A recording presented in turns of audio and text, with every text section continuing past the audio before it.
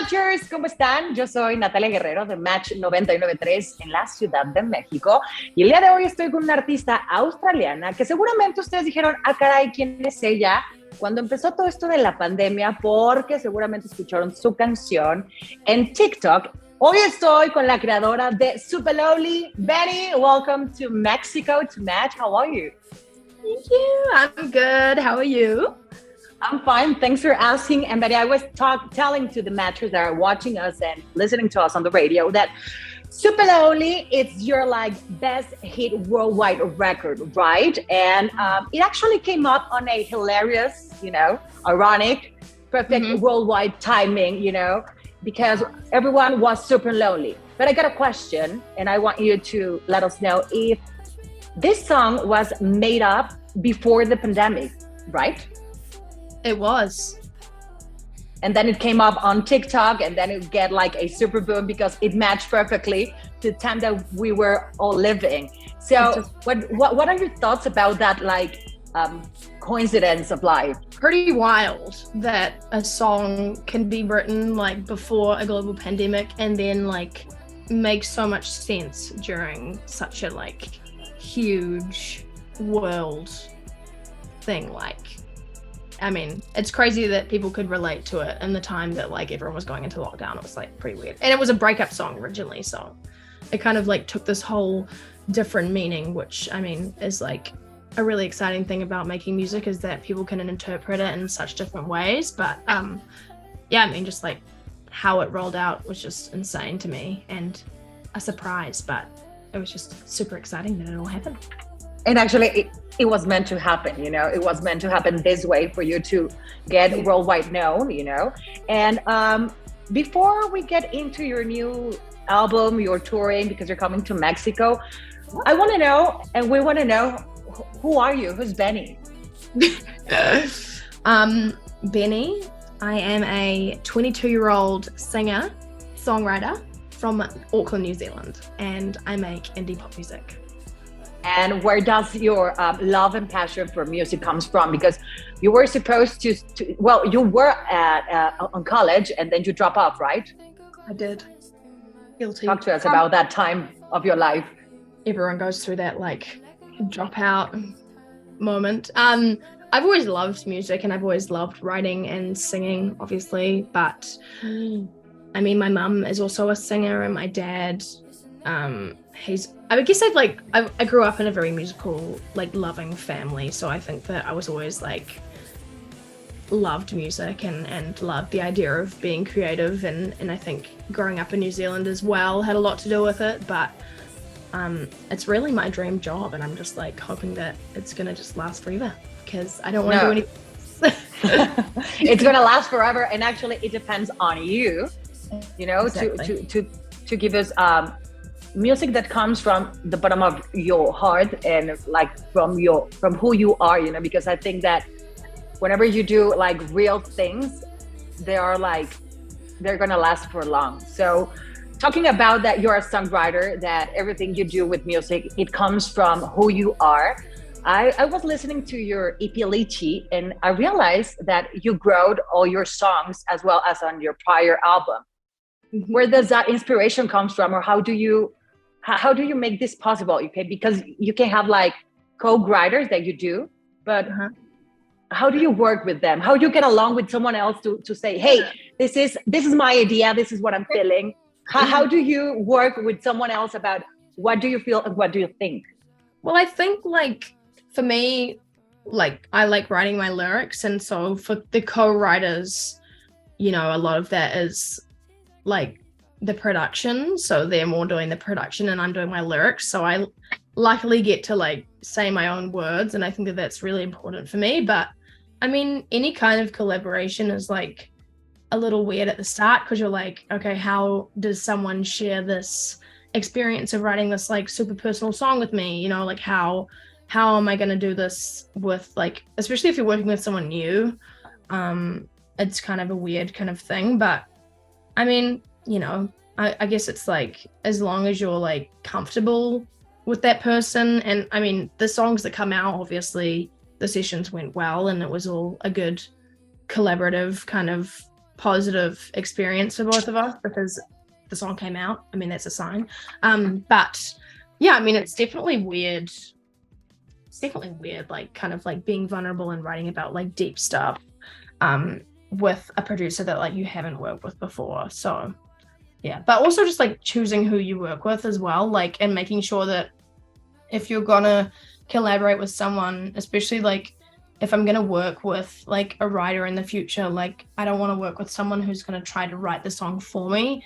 You know, I'm gonna work with someone who I think will get the ideas out of me that I'm like wanting to get out. You know, it's like it's all a weird kind of process, but I'm still like navigating, like, you know, and like figuring out who I want to work with and what works and what doesn't work. But it's all part of the. But it's okay. We were talking about being vulnerable and working with someone who can understand you and vice versa. And I was thinking, okay, you don't want to have pressure to think with whom do you would like to work in the future, but is there any songwriter, any producer, someone that you admire so much that you would like to work with? Oh, I love the Gorillas. I know that I feel like that could be a really fun thing. I don't know. I've been like looking at what they've been releasing lately, and I'm like, they would be really cool to work with. But yeah, I don't know. Who knows? Well, also the Marias are really cool. They also do like. Well, we'll see it in the future, and let's manifest that you'll be working in the future with Gorillas.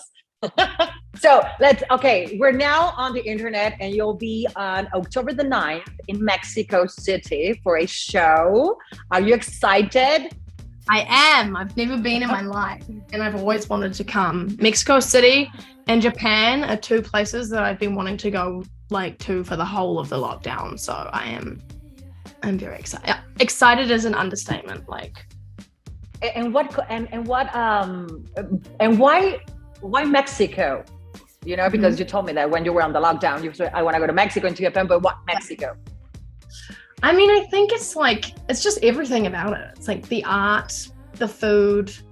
I mean, like kind of like having my fan base also grow and reach Mexico, and then like, you know, interacting with some of my fans from there.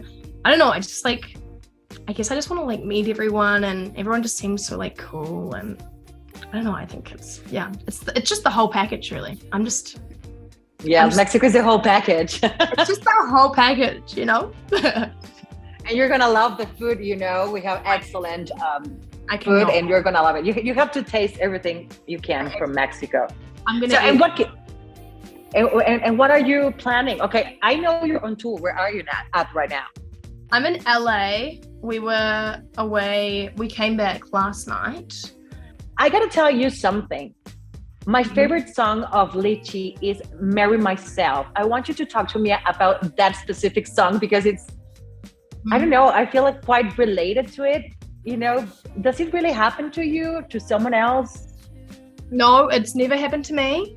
But I think, I don't know, I kind of just like, I think I was inspired by this like short documentary that I watched about this like lady in Australia who married herself, and I was like, this is the future, ladies. Like, this is what we need more of, you know. We need more people like this kind of independent like vibe. And I was like, it was just a creative story that I basically like made up. Like, no one's ever proposed to me and whatever, but I guess it was kind of like this fun like kind of playful theme for a song. And I think that it's something that everyone can kind of like, you know, blast on their speakers and just like feel like they can relate to it, you know. I mean, it's a nice idea that you can just like marry yourself if all fails.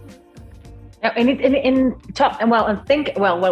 I was listening and reading to the lyrics, I was thinking, I think that not in the exact way, you don't have to marry yourself, but I took it as I have to first to fall in love with me, with myself, in order to marry someone else.